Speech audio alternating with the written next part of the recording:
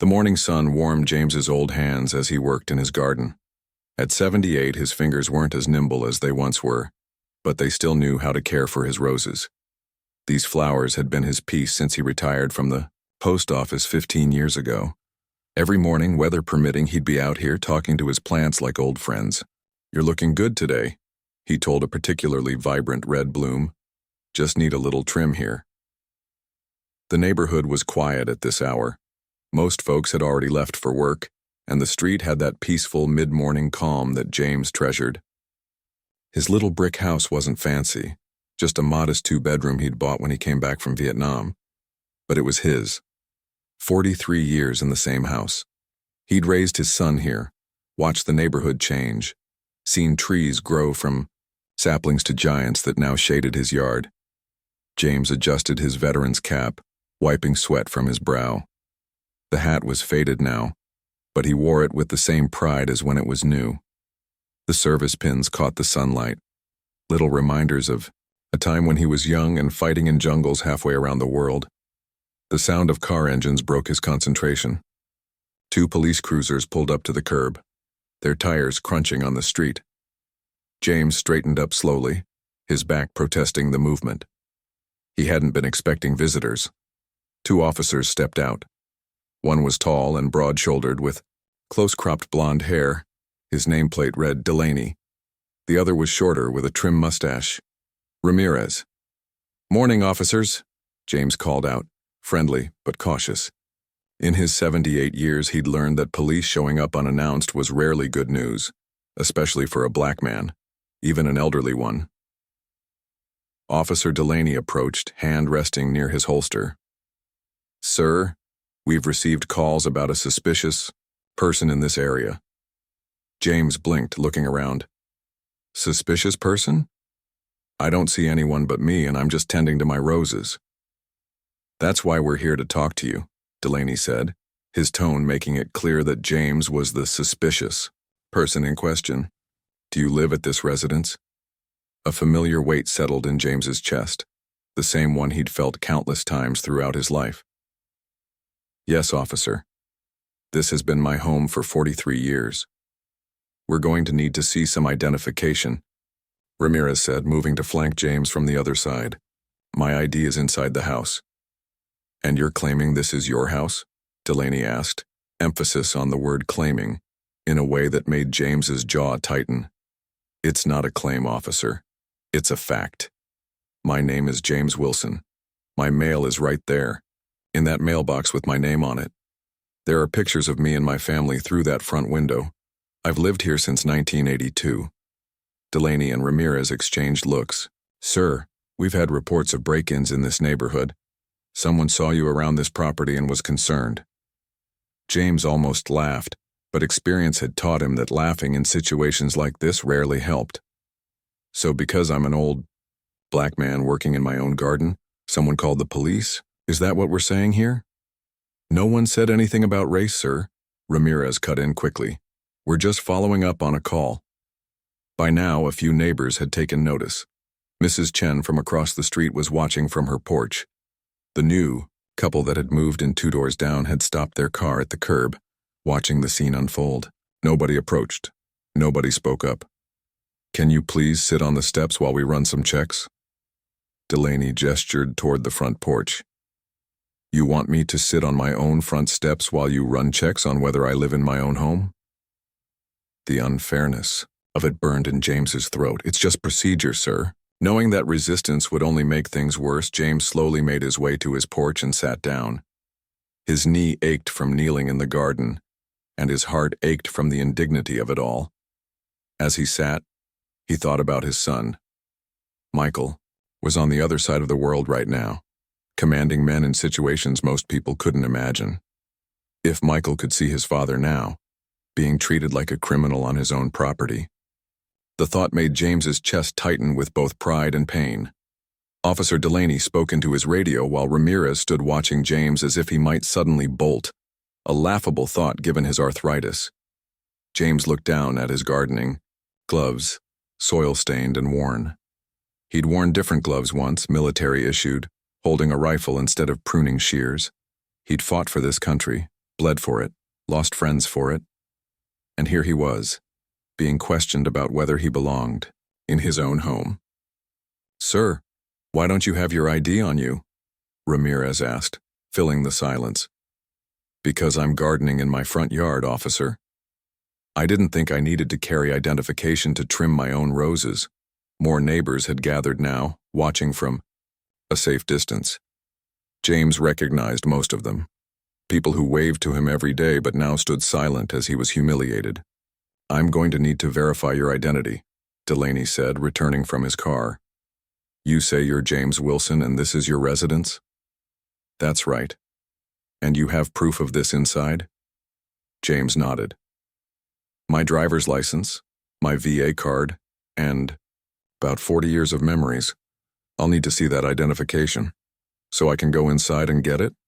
Delaney hesitated. "I'll accompany you." The implication was clear.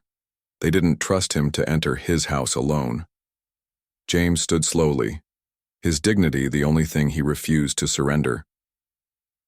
As they approached the door, James reached for his keys in his pocket. The movement was misinterpreted. "Keep your hands where I can see them." Delaney's voice sharpened, his hand moving to his holster. "I'm getting my keys, officer," James said, his voice calm but his heart racing. "They're in my pocket. I need them to open my door." "Slowly," Delaney instructed.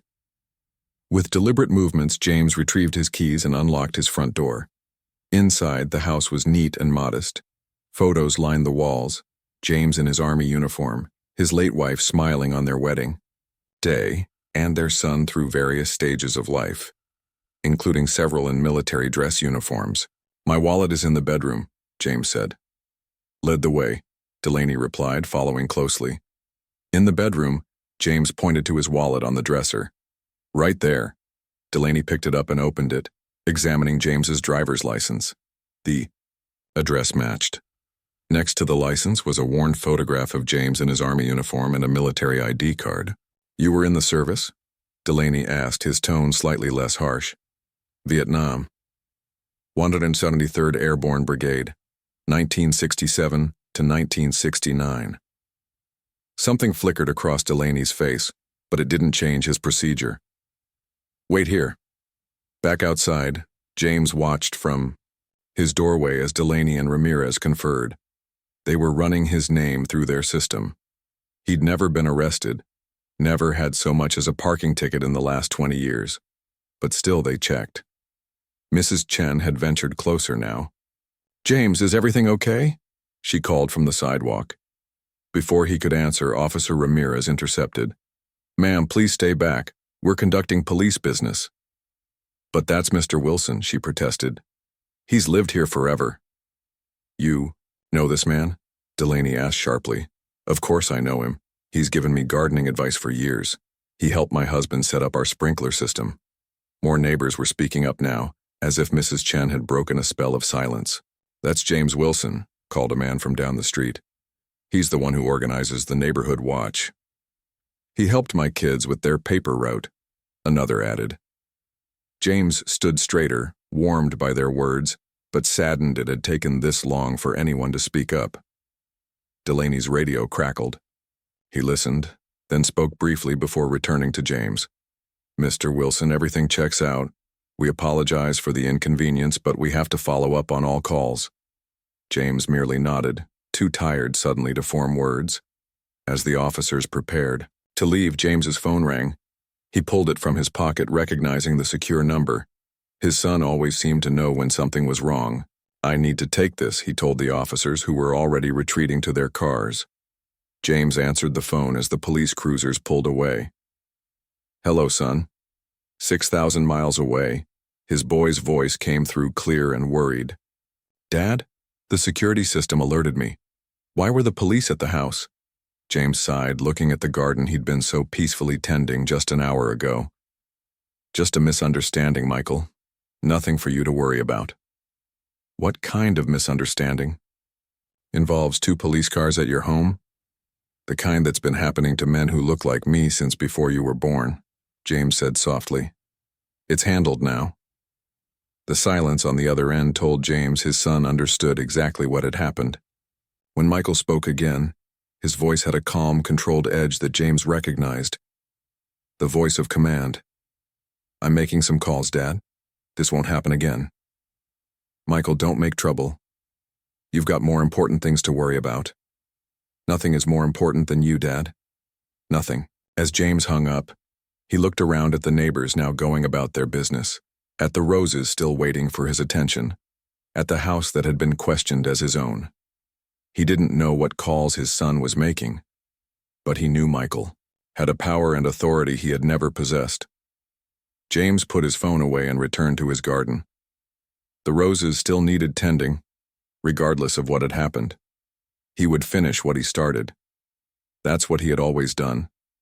But as he knelt again among his flowers, he felt something shifting in the world around him, like the first tremors of was that his father would never again be treated as less than the American hero he was. "Teams 1 and 2, gear check," Michael called out, bringing his full attention back to the mission. As his men lined up for inspection, Michael's phone buzzed, with a message from his father. "Son, a man from the Department of Defense came by. Said you sent him. The police left quickly. What did you do?"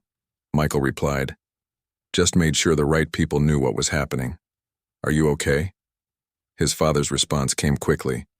"I'm fine, but you didn't have to do that." Michael typed, "Yes, I did. We'll talk soon. Love you, Dad." Putting the phone away, Michael continued the inspection, checking each piece of equipment, each weapon, each communication device. Tonight, his team would execute a mission that had been months in planning. They would move like ghosts, strike with precision, and disappear without traces. It was what they were trained to do. But Michael had learned long ago that true power wasn't just in the ability to act. It was in the connections that allowed action to have consequences. Today he had used those connections not for national security but for personal justice. It wasn't in his official capacity, but it was perhaps the most important mission he'd authorized all year. "Colonel, satellite uplink is established.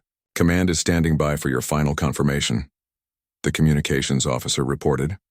Michael moved to the secure terminal, entering his authorization codes. The screen prompted for his final command approval. As his finger hovered over the confirm button, Michael thought about his father tending roses in a garden 6,000 miles away. Today, 2 battles had been fought on different continents, one with elite soldiers and classified objectives, and one on a quiet suburban street where an old man simply wanted to garden in peace. Michael pressed confirm, setting one mission in motion while the other was already bearing fruit.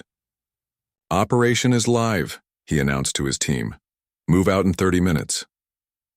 As his men made their final preparations, Michael allowed himself one more moment to think of his father, the man who had taught him honor, perseverance, and quiet strength, who had shown him that sometimes the hardest battles were fought not on foreign soil, but on your own front yard. Today, both father and son were fighting in their own ways, and both would win. James had just returned to his roses when he heard another car pulling up to the curb. This wasn't the rumble of police cruisers, but the quiet purr of an expensive engine. He straightened up slowly, his back protesting the movement, and watched as a black SUV with government plates stopped in front of his house. The neighbors were still watching too. Mrs. Chen hadn't gone back inside, and the young couple from down the street lingered by their mailbox, pretending to sort through envelopes while keeping an eye on James's yard. A man stepped out of the SUV. He wasn't in uniform, but wore a dark suit that fit him perfectly, was in his early 40s with short cropped hair and the purposeful walk of someone who didn't waste movements. James recognized the type immediately, military background, now working in some official capacity. The man walked directly toward him, but before he reached James, the police cruisers returned, pulling up behind the SUV. Officers Delaney and Ramirez emerged, looking confused at the new arrival. "Can I help you, sir?" Delaney called out, his hand instinctively resting near his holster. The suited man turned, reaching into his jacket. Both officers tensed, but he simply pulled out a leather wallet that he flipped open to display credentials. "Agent Russo, Department of Defense," he said, his voice calm but carrying an unmistakable authority. "I need a word." The officers exchanged glances. Department of Defense? Ramirez repeated. What's your business here? That's what I'd like to discuss with you, Russo replied. He gestured to James. You've been questioning Mr. Wilson? Delaney stepped forward. We received reports of a suspicious person. Standard follow-up. Russo nodded as if this explained everything. Would you mind if we spoke privately for a moment? The officers followed Russo to a spot near their cruisers, out of James's earshot. James watched as the agent spoke, his manner cordial but direct. He showed them something on his phone, possibly the security footage from James's house. The officer's posture changed almost immediately, Delaney standing straighter, Ramirez's shoulders tensing, then their radios crackled. Delaney picked up, listened, and James could see his expression shift to something between surprise and alarm. He responded briefly, then turned to his partner and said something that made both of them look toward James with new eyes. Russo continued, speaking, his back to James, but whatever he was saying had the officer's complete attention. After a few minutes, both officers nodded, got into their cruisers and drove away without another word to James. Russo watched them leave, then walked over to where James stood among his roses. Mr. Wilson, he said, extending his hand. I apologize for the intrusion. I'm Agent Russo. James shook the offered hand, noting the firm grip. Would you mind telling me what's going on? Why the Department of Defense is suddenly interested in police bothering an old man in his garden? Russo smiled slightly. Your son sends his regards. Understanding dawned on James. Michael did this? He sent you? Let's just say that certain people became aware of the situation and felt it warranted attention. Russo looked around the garden. These are beautiful roses, sir. My mother grows them too. James wasn't ready to be distracted by garden talk. What did you say to those officers? They left in quite a hurry. I simply informed them that you are the father of a high-ranking military officer currently engaged in matters of national security, and that the disturbance here had drawn attention from levels of government they probably don't want scrutiny from. And their captain called them back? Russo nodded. Their captain received a call from someone higher up the chain who suggested they might want to conclude their business here immediately. James sighed, looking down at his gardening gloves. My son shouldn't have done this. I've been handling these situations my whole life. With all due respect, sir, that's exactly why he did it. You shouldn't have to handle being harassed in your own yard. Russo's voice held a genuine respect that made James look up at him. Mrs. Chen had ventured closer, hovering at the edge of James's lawn. Is everything all right now, James? She called. Everything's fine, May, he replied. Just a misunderstanding that's been cleared up. She nodded, relief evident on her face, then finally returned to her house. The other neighbors gradually dispersed. As well, the drama apparently concluded. Your son wanted me to make sure you're okay, Russo said after they'd gone, and to give you this. He handed James a business card with only a name and phone number printed on it. If anything like this happens again, call that number directly. It's a direct line to people who can help immediately. James took the card, turning it over in his hands.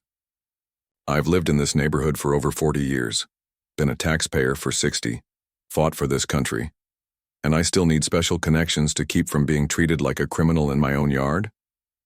Russo's expression was sympathetic but realistic.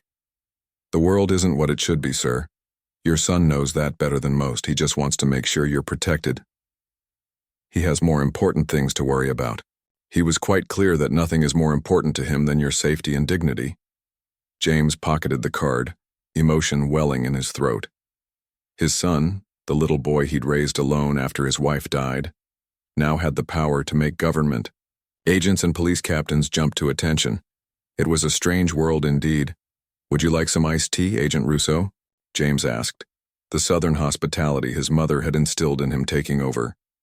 It's hot out here. I'd appreciate that, sir. Thank you. They walked to the porch, where James poured 2 glasses from a pitcher he kept in a small cooler. They sat in the rocking chairs, sipping the sweet tea in companionable silence for a moment. How long have you worked with my son? James asked finally. I've known Colonel Wilson for about 8 years. Worked directly with him for the last 3. Russo's careful phrasing told James that there were limits to what he could say. He's a good man, James said. Always has been. Even as a boy, he had a sense of what was right. He's one of the most respected officers I've ever served with, Russo replied. His men would follow him anywhere. His mother would be proud of him. James looked at the faded porch swing where she used to sit in the evenings, watching their son play in the yard. Cancer had taken her when Michael was only 12, leaving James to raise him alone. Russo nodded, respectful of the memory. Sir, there's something else your son wanted me to tell you. Things are going to be different going forward. Different how? Let's just say that your address has been flagged in certain systems. Any call about this property will receive special attention. Any officers responding will be aware that this house is under particular protection. James frowned. I don't want special treatment. It's not special treatment, sir. It's ensuring you receive the same treatment and respect that every citizen deserves. Russo set his empty glass down. Colonel Wilson was quite adamant about this. That sounds like my son, James chuckled. Once he sets his mind to something. Exactly. Russo smiled. He also mentioned that he'll be calling you later, today if his current work allows. James understood what wasn't being said.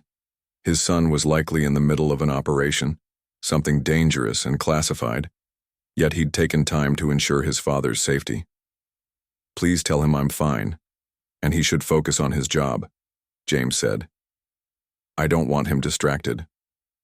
With all due respect, sir, he won't be able to focus properly if he's worried about you. Better to handle this now so he can give his full attention to his mission. A sudden thought occurred to James. Those officers, they're not in trouble, are they? Russo considered the question. They've been called back for a review of the incident. I believe their captain will be having a conversation with them about proper procedure and community relations. They were just doing their job, James said, though the words tasted bitter. Someone called, they responded. Their job includes using judgment and treating citizens with respect, Russo replied. From what I saw in your security footage, they could use some reminders about both. James hadn't realized Michael could access the security camera feeds remotely, though it made sense. His son had always been thorough about protection. After James's heart attack 3 years ago, Michael had installed the security system along with medical alert devices throughout the house. The neighborhood's changed a lot over the years, James said, looking out at the street. When we first moved here, we were one of only 2 black families on the block.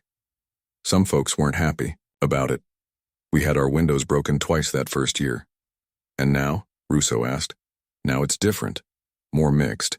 People are friendly enough, but still. James gestured vaguely, encompassing the day's events. Some things don't change as much as we'd like to think.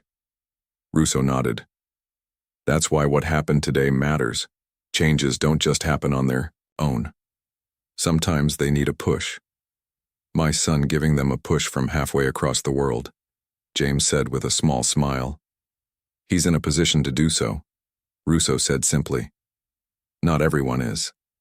They sat in silence for another moment, the porch creaking gently under the rocking chairs. A breeze rustled the roses in the garden, carrying their scent up to the porch. Those are fine roses, Russo said. My mother would be jealous. The secret is in the soil, James replied, shifting to more comfortable ground. Most folks don't pay enough attention to what's underneath. Roses need a good foundation. Like most things worth having, Russo agreed. James studied the younger man. You have children, Agent Russo? A daughter. She's 7. Cherish every moment. They grow up so fast. One day they're learning to ride a bike. The next they're sending government agents to check on you. James laughed softly. Russo smiled. Your son speaks about you often, you know. Always with the highest respect. He's a good boy. Man now, of course, but mothers and fathers always see the child, too. Russo's phone buzzed. He checked it, then stood. "I'm afraid I need to go, Mr. Wilson, but remember, if you need anything, use that number I gave you. It's answered 24/7. James walked him to the SUV. "Thank you for coming by, Agent Russo." "Just doing my job, sir."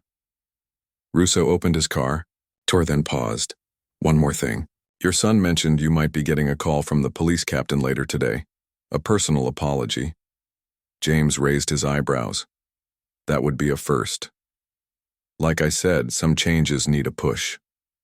Russo smiled, got into his vehicle, and drove away. James returned to his garden, kneeling carefully beside his roses. The interruptions had set him back, but there were still several bushes that needed attention. As he worked, he thought about his son, so far away yet still looking out for him. Michael had always been protective, even as a boy. After his mother died, he'd taken it upon himself to be the man of the house alongside his father.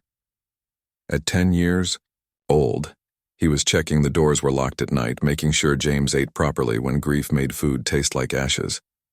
Now that protective instinct operated on a much larger scale, with resources James could barely imagine. It was touching, but also unsettling. James had never wanted special treatment, just the fair treatment any human deserved. His phone rang and he removed his gloves to answer it. Unknown number. "Hello? Mr. Wilson? This is Captain Reynolds from the Atlanta Police Department. I'm calling regarding the incident at your residence earlier today." James straightened up, surprised despite Agent Russo's warning. "Yes, Captain. I want to personally apologize for the way my officers conducted themselves.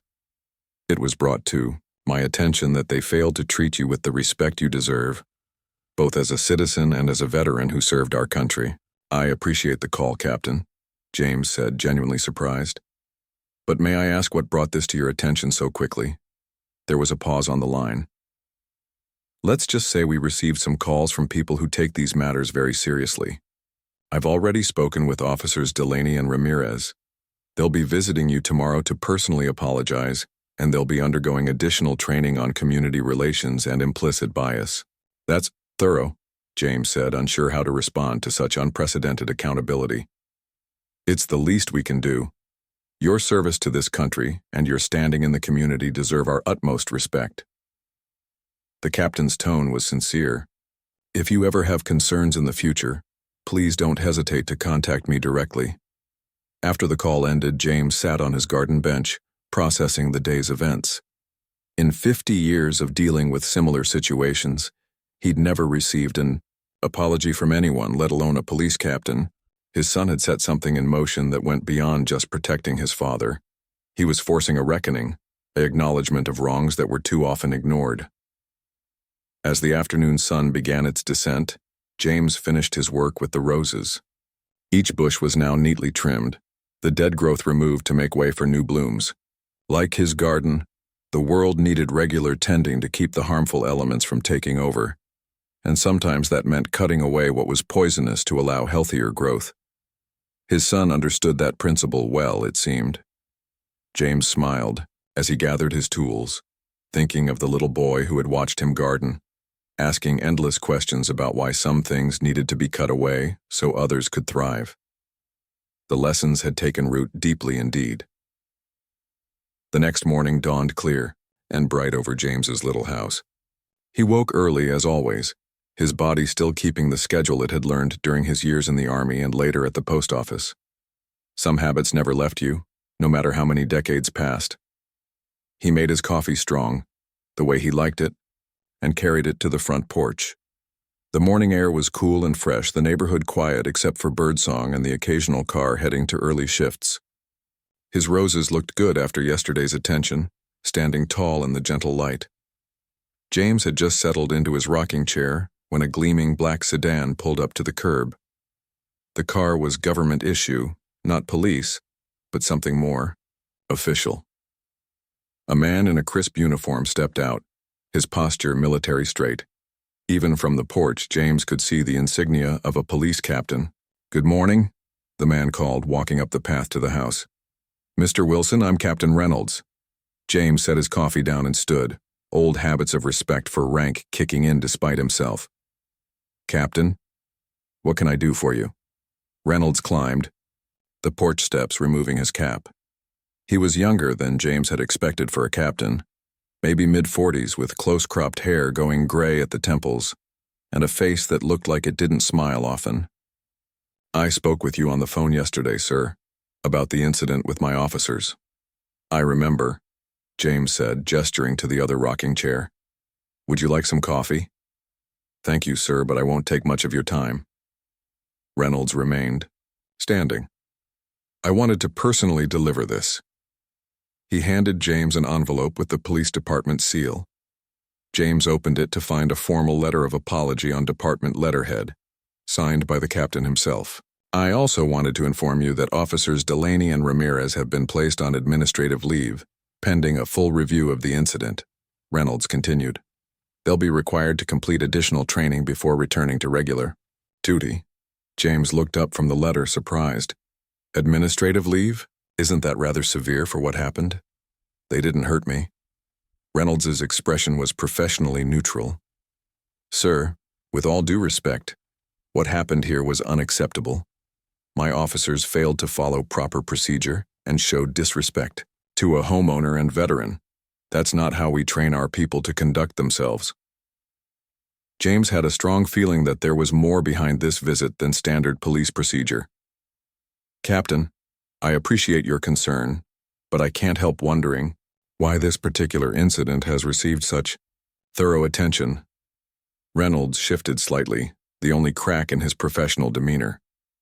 "Mr. Wilson, I received some calls yesterday that made it clear this matter required immediate attention." "Calls from whom exactly?" "I'm not at liberty to discuss that fully, sir, but I can tell you that they came from very high levels. Department of Defense, Pentagon." Reynolds paused. "Your son holds a significant position, Mr. Wilson." James sighed, looking out at his roses. "My son is a good man doing important work, but I don't want special treatment because of who he is or who he knows." "This isn't special treatment, sir. It's the treatment every citizen deserves but doesn't always receive." Reynolds's voice softened slightly. "If anything, this situation has prompted a broader review of our ZE immunity engagement protocols." James considered this. Perhaps some good could come from all this after all. "The officers will be here at noon to personally apologize," Reynolds continued. "I've instructed them to keep it brief and respectful of your time." James nodded. "I'll hear them out." "There's one more thing, Mr. Wilson." Reynolds reached into his jacket and pulled out a folder. "I've been authorized to share this with you. It's not standard procedure, but given the circumstances." Handed the folder to James, who opened it to find several pages of redacted documents. Despite the black lines covering most of the text, James could make out enough to understand what he was looking at. A heavily censored military file about his son. "What is this?" James asked, though he already knew. "I received a classified briefing yesterday," Reynolds said quietly. "Just enough information to understand who your son is and what he does for this country. The full file is far more extensive and remains classified, but I was permitted to share this limited version with you." James scanned the visible portions. Most of it he already knew: his son's rise through the ranks, his specialized training, his command positions. But there were mentions of operations James had never heard of, places he hadn't known Michael had been, medals awarded in private ceremonies. "Why show me this?" "Because I want you to know that I understand the significance of your family's service to this country." Reynolds's voice was solemn. "Your son in his way, you in yours." 2. Generations of Wilson men who answered when their country called. James closed the folder, handing it back. "I appreciate the gesture, Captain, but I don't need to see my son's file to know what kind of man he is. I raised him." Reynolds took the folder, a small smile breaking through his official demeanor. "He said you'd say something like that. He called you the most stubborn man I've ever known in all the best ways." "You spoke with Michael?" James asked, surprised. "Briefly, yes. Very early this morning." Reynolds didn't elaborate, and James didn't press. Some things were better left unspoken. "Well, thank you for coming by, Captain," James said, rising from his chair. Reynolds put his cap back on. Thank you for your time, sir, and for your service. He hesitated, then added, My father served in Vietnam too, 101st Airborne. He came back different. Not everyone understood what men like you went through over there. James nodded, recognizing the shared understanding between them, the unspoken bond of military families. Different times. Yes, sir. But some things shouldn't be different. Respect, dignity, those should be constants. Reynolds extended his hand, which James shook firmly. As the captain walked back to his car, Mrs. Chen emerged from her house across the street, watching curiously. She waved to James, who waved back. Soon the whole neighborhood would be talking about the police captain's visit to James Wilson's house. James returned to his coffee, which had gone cold. He poured it out and went inside to make a fresh cup. As the coffee brewed, his phone rang, the secure line Michael used. Good morning, son, he answered. Dad. Michael's voice sounded tired but alert. How are you? I'm fine. Had an interesting visit from Captain Reynolds just now. Good.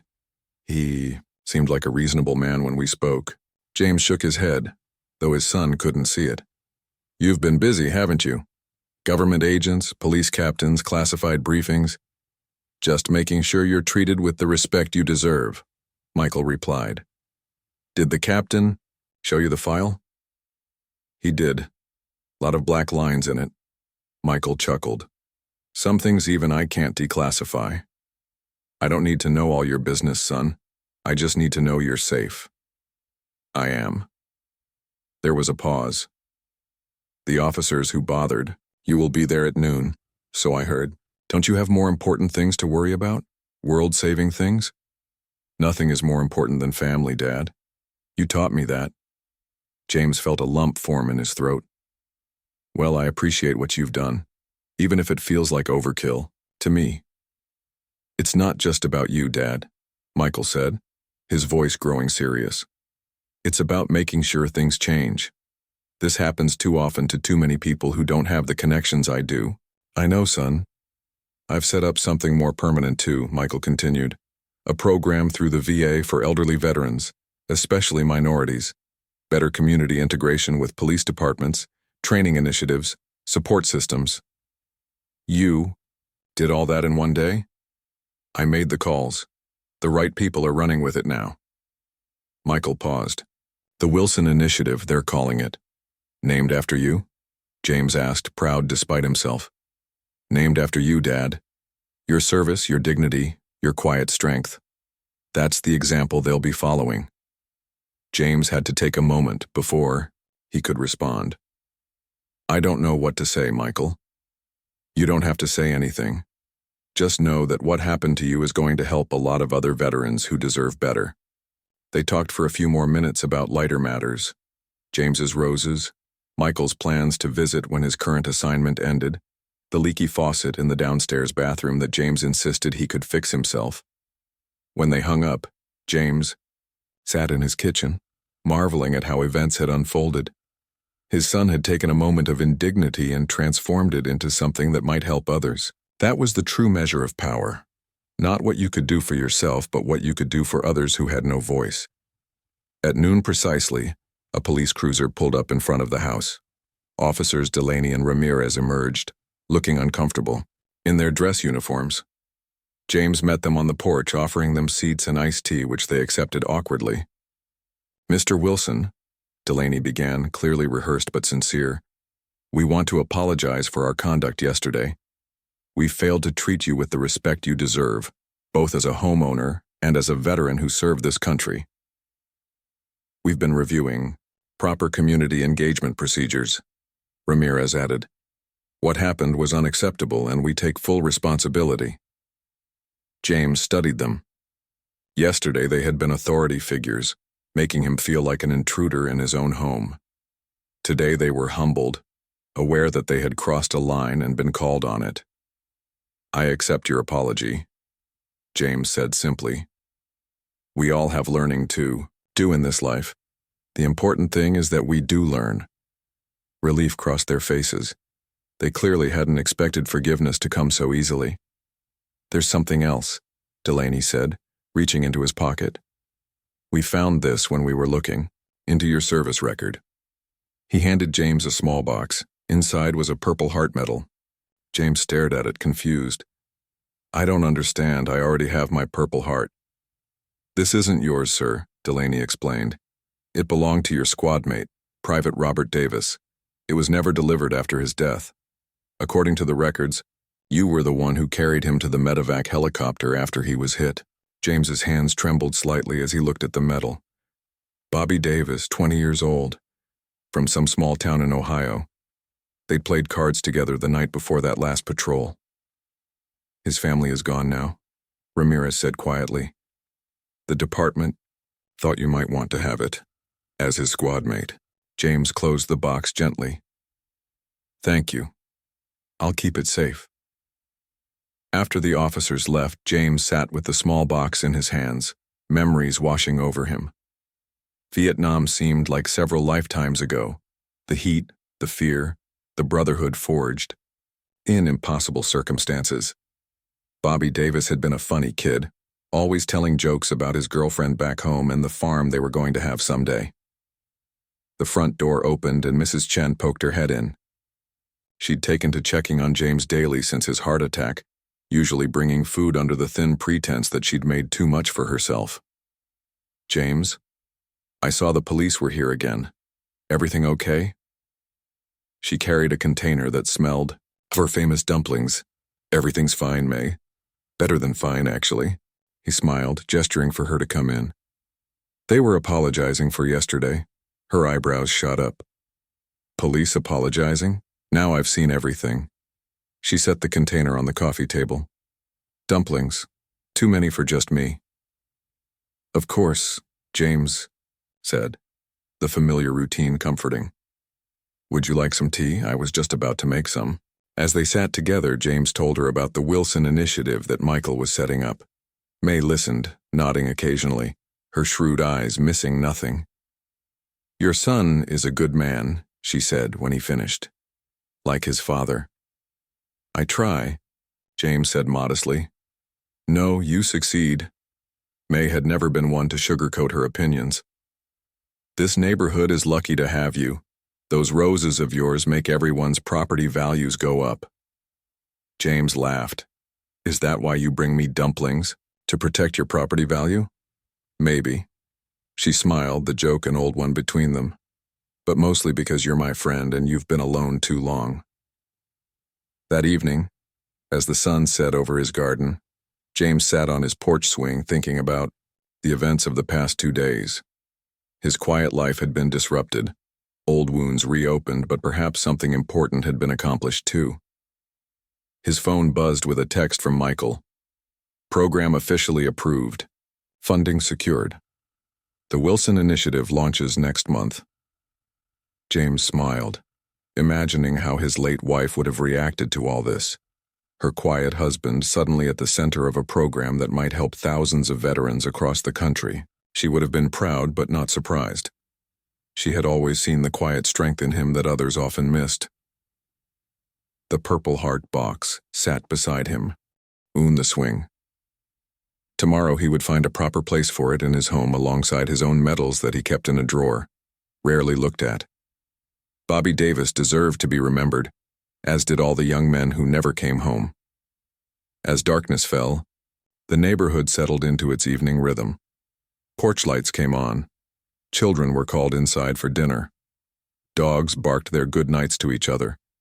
James Wilson rocked gently on his porch swing, at peace in his home, his dignity restored, his legacy secured not just through his son, but through the changes his experience might bring for others. Tomorrow he would tend his roses again, nurturing beauty in a world that sometimes forgot to look for it. Some battles were fought with weapons, others with influence and connection.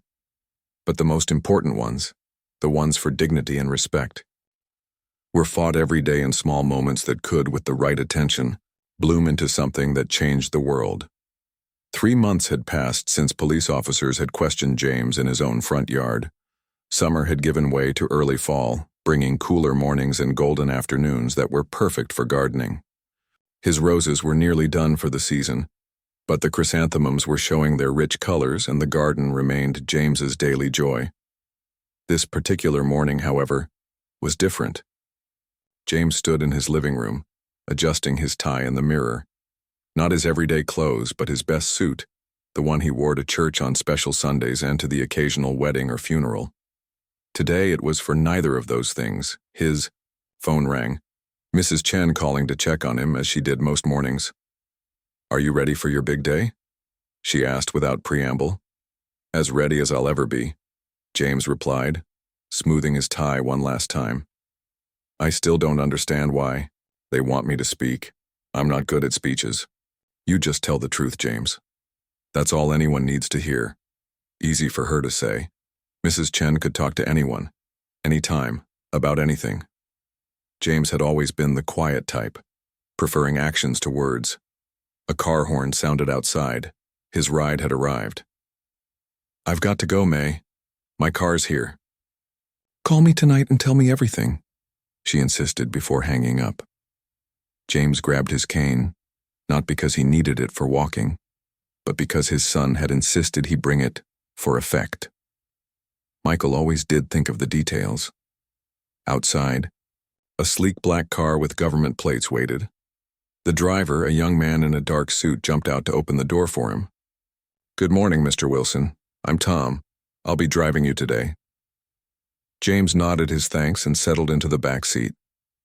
As they pulled away, he looked back at his little house, his garden, his quiet street. For 43 years, this had been his world, a place where he was known, where he belonged. Today he was venturing into a different world entirely. "Nervous, sir?" Tom asked, catching his eye in the rearview mirror.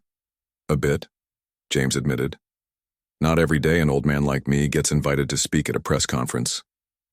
"From what I hear, sir, you've earned it."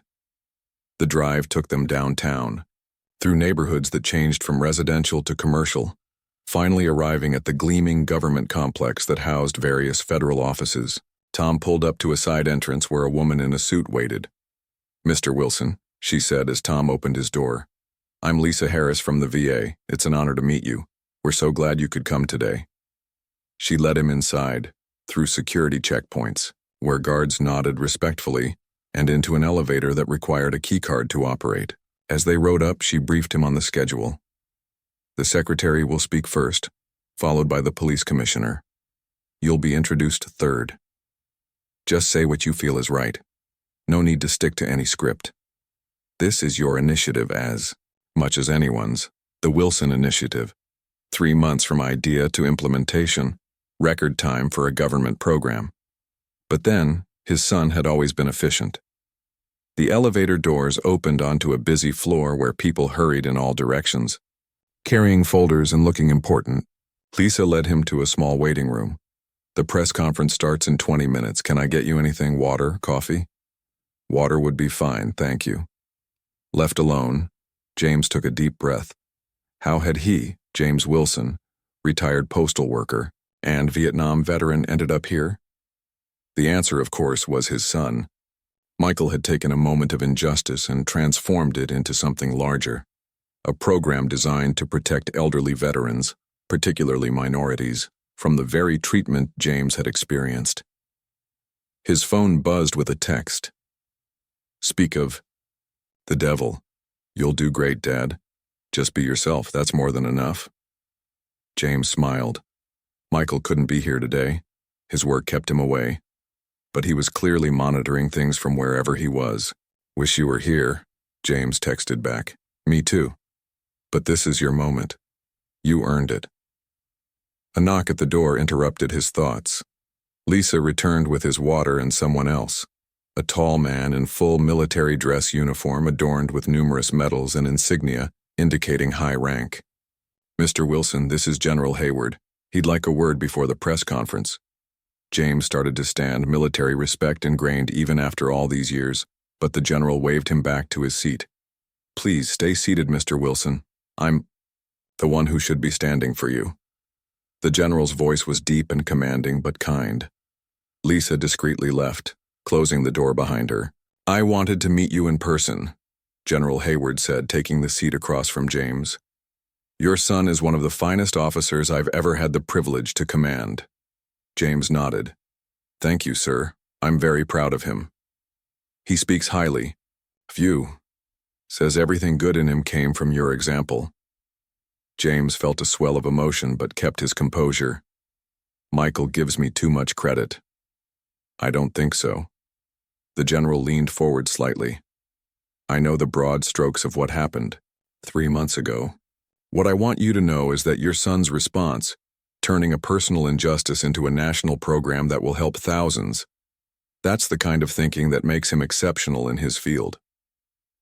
He's always been one to fix problems, not just complain about them, James agreed. The Wilson Initiative is going to change lives, Mr. Wilson. Already the pilot program has shown remarkable results in 3 cities. Veterans who might have been mistreated are being recognized and respected. Community relationships with police are improving. It's making a difference. James absorbed this information, still somewhat amazed that his name was attached to something of this magnitude. There's something else, the general continued, reaching into his pocket. He pulled out a small box. Your son wanted me to give you this personally. James opened the box to find a medal he didn't recognize. Not military, but official-looking. Nonetheless. The Presidential Citizens Medal, General Hayward explained. For exemplary service to the nation. The President will present it formally next month, but your son wanted you to have it today. James stared at the medal, speechless. The Presidential Citizens Medal was one of the highest civilian honors in the country. I don't understand, he finally managed. I haven't done anything to deserve this. 40 years of exemplary service to your community. Mentoring programs for at-risk youth. The Veterans Support Group you've led at your church for 20 years. And now the inspiration for a national program that will help thousands of veterans. The general smiled. Your son says you never take credit for the good you do. Today, that changes. Before James could respond, there was another knock at the door.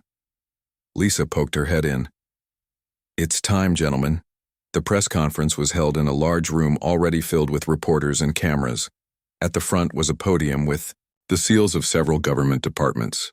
James was led to a seat in the front row while various officials took their places at a long table behind the podium. The Secretary of Veterans Affairs spoke first, outlining the Wilson Initiative in broad strokes, a comprehensive program designed to ensure that elderly veterans, particularly those from minority communities, received proper respect and support from law enforcement and other community services. The police commissioner followed, speaking about new training programs and community integration efforts that were already being implemented in departments across the country. Then Lisa approached the microphone. Ladies and gentlemen, it is my honor to introduce the man whose experiences inspired the Wilson Initiative. A decorated Vietnam veteran, community leader, and father of one of our nation's most distinguished military officers, Mr. James Wilson, the seer. Applause caught James off guard. He rose slowly, gripping his cane, and made his way to the podium. The lights were bright, the crowd a blur of faces. He'd prepared notes, but left them in his pocket. Some things needed to come from the heart. Thank you, he began, his voice steady despite his nerves. I'm not much for speeches, so I'll keep this simple. He told the story of that day in his garden, careful to leave out any details about his son that might compromise Michael's work. He spoke about being made to feel like a stranger in his own home, about the indignity of having to prove he belonged in a place where he'd lived for over 4 decades. But this isn't just my story, he continued. It's the story of too many veterans who served their country only to come home and face discrimination and disrespect. It's the story of elderly citizens who are viewed with suspicion instead of the respect they've earned through long lives of contribution. As he spoke, he found his rhythm, the words coming more easily. He talked about his hope that the Wilson Initiative would bridge gaps between communities and law enforcement, that it would help people see each other as human beings first, not as stereotypes or statistics. I'm just one man who had a bad day that turned into something good. But there are thousands of veterans out there who deserve to be seen, to be respected, to be valued for their service and their humanity. This initiative is for them. The applause, when he finished, was thunderous. As he returned to his seat, several officials shook his hand and General Hayward gave him a subtle nod of approval. The secretary returned to the podium to take questions from reporters. James half listened, still processing the reality of being here, of having his name attached to a national program, of the medal sitting in its box in his pocket. After the press conference, there was a small reception. James found himself surrounded by people wanting to shake his hand, to share stories of their own veteran relatives, to thank him for speaking out. It was overwhelming but gratifying to know his words had resonated. As the crowd thinned, Lisa approached with an elderly man using a walker. "Mr. Wilson, there's someone who wanted to meet you. This is Mr. Rodriguez. He was part of the pilot program in Phoenix." The man extended a gnarled hand, which James shook carefully. "Your program made a difference for me, Mr. Wilson," Rodriguez said, his voice thick with emotion. "Last year, police came to my apartment because a new neighbor reported strange noises. I was having nightmares, PTSD from my time in Korea. They almost arrested me. Last month, it happened again, but this time, they sent a veteran liaison from your program. Made all the difference in the world." James listened as Rodriguez described how the Wilson Initiative had changed the response to his situation, how the presence of a veteran liaison had de-escalated tensions, how he'd been connected with better VA resources for his PTSD, how the officers had been respectful and understanding. "I just wanted to say thank you," Rodriguez concluded. "Men like us served our country. We deserve better than suspicion and handcuffs when we're just trying to live our lives." "It wasn't really my doing," James said modestly. "My son set all this up, but it was your dignity that inspired it," Rodriguez replied. "Sometimes standing tall is the bravest thing we can do." By late afternoon, James was exhausted but fulfilled as Tom drove him home. The car was quiet, giving him time to reflect on the day's events. His phone had dozens of messages, friends who had seen him on the news, neighbors offering congratulations, even officers Delaney and Ramirez expressing their support for the program. As they turned onto his street, James was surprised to see cars parked along the curb. Many cars. "Looks like you have company, sir," Tom observed. Indeed, as they pulled up to his house, James could see his front yard and porch filled with people, neighbors, church friends, veterans from his support group, all gathered with a hand-painted banner that read, "Congratulations, James. The Wilson Initiative." Mrs. Chen bustled forward as Tom helped him from the car. "Surprise," she exclaimed. "We watched you on TV. You were wonderful, so we organized a little celebration." "A little?" James laughed, looking at the crowd of friendly faces. The impromptu party lasted into the evening. People brought food and drinks, children played in the yard, careful to avoid his flower beds, and James found himself telling the story of the day's events again and again. Several veterans from his church group proudly wore their service pins, inspired by James's example to display their military history more openly. As dusk fell, someone set up folding chairs in a circle on the lawn, and the gathering took on a more reflective tone. People shared stories of times they had felt out of place, of small indignities faced and overcome, of the importance of community and healing divisions. James mostly listened, touched by the openness of his neighbors. When the Rodriguez family, from 3 doors down, no relation to the man he'd met earlier, spoke of their anxiety when moving into a predominantly white neighborhood, James understood completely. When young Officer Wright, who had recently joined the local precinct, talked about his desire to serve his community with respect and fairness, James felt hope for the future. As the evening wound down and people began to leave, each stopping to shake his hand or offer a hug, James felt a profound sense of belonging. This was his community, his home, his place in the world. The Wilson Initiative might bear his name and help thousands across the country, but these connections, this mutual respect, this shared humanity, this was its true heart. The last to leave was Mrs. Chen, who insisted on helping clean up despite James's protests. "I saw you on television," she said, gathering paper plates. "So handsome in your suit. Like a movie star, James chuckled. Hardly that. Your son must be very proud.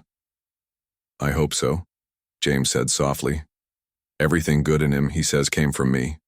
But the truth is, he's become a better man than I ever was. Mrs. Chen shook her head firmly. Not better. Different. The tree cannot be better than the seed it grew from, only different. Later, alone in his quiet house, James finally checked the message that had come in during the party. A secure video call request from Michael.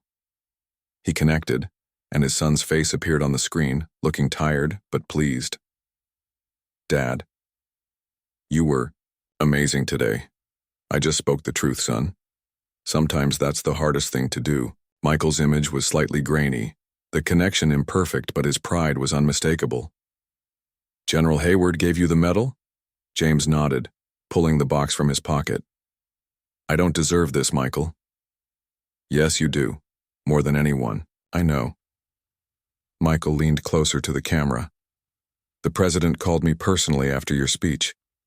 The Wilson Initiative is being expanded. More funding, more cities, more resources. That's wonderful news. James was genuinely moved. I met a man today, Rodriguez, who was helped by the program already. It made a real difference for him. And it will for thousands more. Michael's face grew serious. Dad, what happened to you that day? It shouldn't happen to anyone, but especially not to men who served their country, who built communities, who lived good and decent lives. No, it shouldn't, James agreed. But good has come from it. They talked for a while longer, about the party, about Mrs. Chen's surprisingly spicy casserole, about the roses that were nearly done blooming for the year. Normal things, family things, that grounded them both amid the larger events swirling around them. As they prepared to end the call, Michael said, I've got leave coming up next month. I'll be there for the White House ceremony. I'd like that, James said simply. Get some rest, Dad. You've earned it. After they hung up, James sat for a long time in his favorite chair, looking at the photographs on his wall, his wife, his son, his own younger self in uniform. The path from that young soldier to this elderly man receiving presidential recognition had been long and often difficult, but he had walked it with dignity. Outside, his garden lay in evening shadow, the flowers folded for the night. Tomorrow he would tend them again as he did every day. Some things didn't change, even when the world around you transformed. James Wilson placed the medal box on his mantle, next to the Purple Heart that had belonged to Bobby Davis. Honors and recognition were well and good, but the true measure of a life was in the small daily acts of decency and care, in the garden tended year after year, in the neighbors watched over, in the sun raised to stand tall and do right, and in the courage to face indignity with grace, turning what could have been merely a bitter memory into something that might help others stand tall too. As he prepared for bed, James glanced out his window at the street where he had lived most of his life. It looked the same as always, yet somehow different too. Like he had been seen, truly seen, for the first time in a very long while. And that, perhaps, was the greatest achievement of all.